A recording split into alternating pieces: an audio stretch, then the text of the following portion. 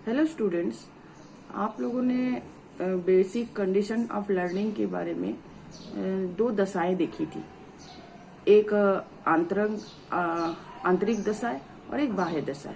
आज हम अपने सिलेबस के अकॉर्डिंग बहुत सारे फैक्टर्स हैं जो इनको प्रभावित करती है, जैसे परिपक्वता, मैच्योरेशन, रेडीनेस तत्परता, अटेंशन अवधान, मोटिवेशन प्रेरणा और फटीग थकान, विषय सामग्री, मटेरियल्स, लर्निंग स्टाइल सीखने की शैली और टास्क एंड मेथड्स कार्यविधि।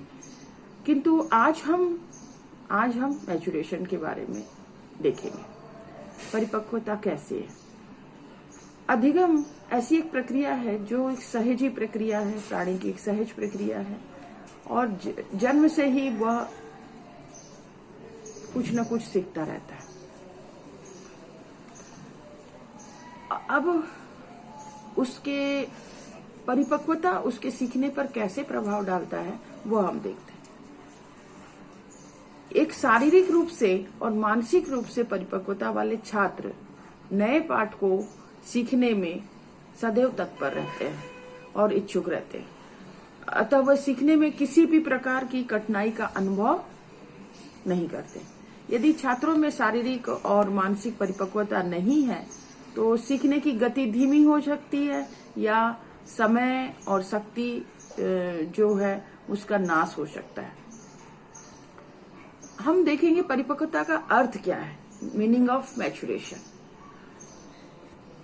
सामान्यतः परिपक्वता की यह धारणा है कि शरीर की क्षमता जिस व्यवहार को करने के योग्य होती है वही परिपक्वता होती है। यानी कोई कार्य हम कर सकते हैं, उसके लिए उसकी एबिलिटी होती है, तब हम उसके मैच्योरिटी लेवल कहते हैं कि उसकी मैच्योरिटी लेवल हो गई है। जैसे एक बालक हमेशा जब जैसे जैसे बढ़ते जाता है तो हम देखते हैं कि बचपन में बालक उल्टे चप्पल पहनता है, दाएं पैर का बाएं पैर में और बाएं पैर का दाएं पैर में। तो ये मैच्योरिटी जैसे जैसे बढ़ती जाती है, उसका शारीरिक क्षमता बढ़ती जाती है, उसकी मानसिक क्षमता बढ़ती जाती है, तो ये सब वो धीरे धीरे सीख लेता है। जैसे आपका शर्ट में बटन लगाना, या हम कह सकते हैं लेस बांधना, इस प्रकार की क्रियाएं जैसे जैसे परिपक्वता बढ़ती है वैसे वैसे वह सीखने लगता है। या किसी भी कार्य को सीखने के लिए शारीरिक या मानसिक रूप से सक्षम होना ही आवश्यक है, और यही परिपक्वता है। परिपक्वता की बहुत सारी परिभाषाएं दी गई है। जैसे हमने वोल्डविन ने कहा है, maturation is an increase of competency and adaptability, या सक्षमता और अनुकूलनशीलता में वृद्धि ही परिपक्वता है। इस पर बहुत सारी बातें बताई गई हैं, बहुत सारे डेफिनेशंस बताए गए हैं। उसके हम अर्थ के बारे में हम देखते हैं, कुछ मुख्य बिंदुओं के बारे में देखते हैं कि ये परिपक्वता विकास की एक ऐसी व्यवस्था है जो हर समय चलती रहती है। इसके द्वारा व्यक्ति अपने को कुछ कार्य करने के लिए सक्षम पाता है, और परिपक्वता वास्तव में नवीन ज्ञान तथा क्रिया को सीखने की तैयारी का क्रम है जो बालक में बोध तथा परिपक्वता साथ साथ उत्पन्न करते हैं। तो कुछ बिंदुएं हैं परिपक्वता के विषय में, उनके बारे में हम देखते हैं। परिपक्वता पूर्ण व्यवहार, हम कंप्लीट बिहेवियर कैसे करते हैं जब मैच्योरिटी का लेवल हमारा सही है, मैच्योरिटी का लेवल बढ़ा हुआ है, तो परिपक्वता के रूप में संपूर्ण व्यवहार प्रकट होता है। जैसे मैंने अभी एक एग्जांपल दिया था, बटन लगाने की प्रक्रिया, शर्ट में बटन लगाने की प्रक्रिया। यदि बच्चा पहले चलता है तो पहले वो स्क्रॉल करता है, और करने के बाद धीरे धीरे वो हाथ पकड़ पकड़ कर किसी जगह खड़े होने की कोशिश करता है। फिर हाथ खड़े होने के बाद वो धीरे धीरे वो क्या करता है कि वो चीजों को पकड़कर चलने की कोशिश करता है। तो जैसे जैसे उसकी शारीरिक क्षमता बढ़ती है, उसका मानसिक क्षमता बढ़ती है, तभी वह अपने परिपक्वता के अनुसार वह कुछ चीजें धीरे धीरे सीखने लगता है। तो ये हो गई, जैसे हमारी परिपक्वता लेवल बढ़ती है, स्तर बढ़ता है, तो हमारा व्यवहार भी परिपक्व होने लगता है। ऐसे ही अधिगम या सीखने की क्या आवश्यक तत्व। परिपक्वता अधिगम की अनिवार्य आवश्यकता है। अधिगम की प्रक्रिया जीवन पर्यंत चलती रहती है और मानव विकास अधिगम द्वारा ही होता है। इसका आधार हम परिपक्वता ही होती है। तो परिपक्वता के कितने प्रारूप हैं वो हम देखते हैं, या मैच्योरिटी फॉर्मेट कितने हैं। तो अधिगम का आधार परिपक्वता है, ये हम पहले ही कह चुके हैं।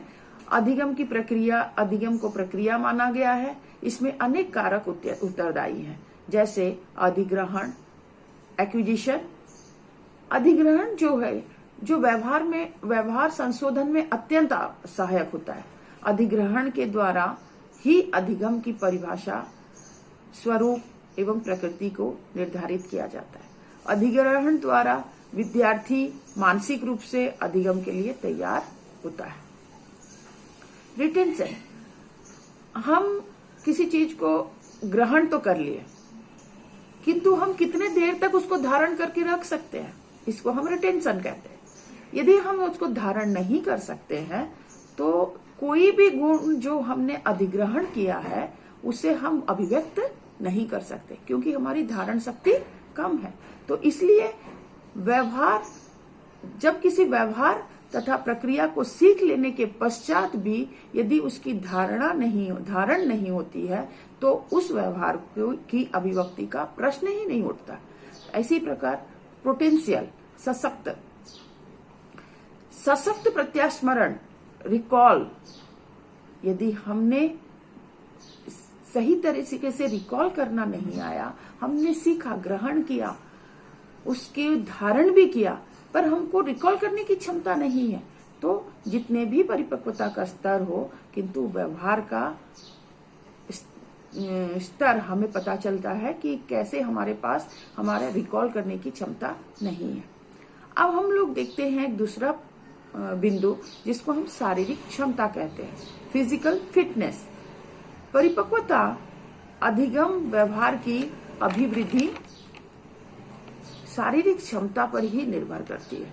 अधिग्रहण, धारण तथा सशक्त प्रत्यास्मरण तभी अपना कार्य ठीक प्रकार से करते हैं जब तक शरीर और उसकी मांसपेशियां परिपक्व नहीं होती, तब तक व्यवहार का संशोधन नहीं हो सकता। हम एक तरह से कह सकते हैं कि यदि उसकी शारीरिक क्षमता नहीं है, जैसे हम मेंटली रिटार्डेड कहते हैं, तो बालक की उसकी शारीरिक क्षमता यदि वो सही भी है तो मानसिक क्षमता सही नहीं है, जिसके कारण उसका कोऑर्डिनेशन नहीं बनता, तो इसकी मैच्योरिटी लेवल सही नहीं होती है, जिस कारण उसका व्यवहार में वो दिखता है, परिलक्षित होता है कि वह किसी कार्य को करने में वो सक्षम नहीं है। तो इस तरह से हम देख सकते हैं कि शारीरिक क्षमता यदि वह सही है, मांसपेशियां यदि परिपक्व है, तभी वह किसी व्यवहार को करने में परिपक्व हो सकता है, यानी उसकी व्यवहार का संशोधन हो सकता है। तो इस तरह से हम कह सकते हैं कि मांसपेशी, शारीरिक मांसपेशियां भी हमारी परिपक्व होनी चाहिए। अधिगम कौशल के लिए एक कुछ आवश्यक नेसेसरी बातें कुछ है, आवश्यक बातें हैं जो नेसेसरी स्किल्स है। परिपक्वता शारीरिक तथा मानसिक अधिगम की कुशलता के लिए आवश्यक है। किसी भी कार्य को सीखने के लिए शारीरिक तथा मानसिक परिपक्वता होना अनिवार्य है। तो हम कुछ अब कैरेक्टरिस्टिक्स देखते हैं, परिपक्वता की कुछ विशेषताएं हैं। जैसे यह जीनी प्रभावों का योग है, यह स्वचालित प्रक्रिया है, यह परिपक्वता विकास और वृद्धि है, परिपक्वता वृद्धि की पूर्णता है, परिपक्वता अंतःकरण में यथा आवश्यक परिवर्तन है, यह अधिगम का आधार है, परिपक्वता और शारीरिक स्वास्थ्य में घनिष्ठ संबंध होता है, परिपक्वता सीखने के कौशल हेतु आवश्यक है, परिपक्वन से पूर्व प्रशिक्षण दिया जाना व्यर्थ है। जैसे हम कहते हैं सारांश के रूप में कह सकते हैं कि परिपक्वता शरीर के अंगों का स्वाभाविक क्रियाशीलन है। इसका उदाहरण पशु तथा मनुष्य दोनों के संबंध में मिलता है। अब आप एक एग्जाम्पल देखिए कि कुत्ते के पिल्ले जो होते हैं, जो कुत्ते के पपीज जो होते हैं, वो जन्म के समय उनकी आंख बंद होती है। धीरे धीरे जैसे जैसे उसकी शारीरिक पुष्टता आती है तो आंखें काम करने लगती है, आंखें धीरे धीरे खुलने लगती है। ऐसे ही चिड़िया के बच्चों को देखिए, उसकी शारीरिक क्षमता जब बढ़ती है तो चिड़िया के बच्चों के पंख और आंख भी शुरू में काम नहीं करते, और धीरे धीरे जैसी जैसी शक्ति बढ़ती जाती है तो वह क्रियाशील होते हैं और वह आगे बढ़ने लगता है, उड़ने लग जाता है। वैसे ही मनुष्य का शिशु भी है। जन्म के समय वह निर्बल रहता है, वो उतना खड़े नहीं हो सकता, चल नहीं सकता, केवल अपनी जगह पर ही वह पड़ा रहता है। धीरे धीरे वो पलटने लगता है, फिर वह स्क्रॉल करने लगता है, फिर वह खड़े होने लगता है, फिर वह धीरे धीरे जैसे जैसे परिपक्वता बढ़ती जाती है वो चलने लगता है। तो इसी तरह से हम जैसे जैसे शरीर में अपने सशक्ता आती जाती है तब वह क्रियाओं को करने में समर्थ होता है। इस प्रकार परिपक्वन एक ऐसी प्राकृतिक क्रिया है जिसमें व्यक्ति धीरे धीरे शक्ति ग्रहण करता है और बढ़ता है। यदि हम परिपक्वता और अधिगम में अंतर देखें तो हम ये देखते हैं कि परिपक्वता एक जन्मजात प्रकृति है, जबकि अधिगम एक अर्जित प्रक्रिया है। ये परिपक्वता आनुवांशिकता पर आधारित है, जबकि अधिगम वातावरण आधारित है। परिपक्वन में अभ्यास का महत्व नहीं है, जबकि अधिगम प्रक्रिया में अभ्यास का महत्वपूर्ण कारक है। उसी तरह से हम देखते हैं कि परिपक्वता एक सामान्य प्रक्रिया है, जबकि अधिगम एक व्यक्तिगत प्रक्रिया है। परिपक्वता की क्रिया का एक खास उम्र का अवस्था आने पर बिल्कुल ही मंद या नहीं के बराबर होती है, जबकि अधिगम की क्रिया जीवन भर चलती रहती है।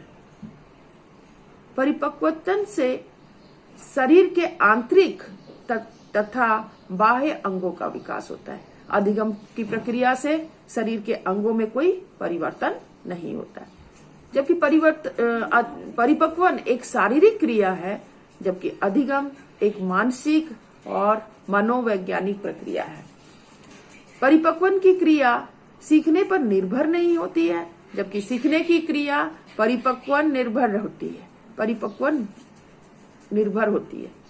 परिपक्वन या अभिप्रेरणा का कोई प्रभाव नहीं पड़ता, परिपक्वता पर अभिप्रेरण का कोई प्रभाव नहीं पड़ता, जबकि अधिगम के लिए अभिप्रेरणा का आवश्यक है। तो इस प्रकार हमने परिपक्वता एक फैक्टर देखा। अगले वीडियो में मैंने आपको उसके दूसरे फैक्टर पर प्रकाश डालूंगी, और इसके जो नोट्स हैं मैं PDF में आपको भेज दूंगी और आप लोग इसके क्वेश्चन तैयार करते चले जाइए। Thank you.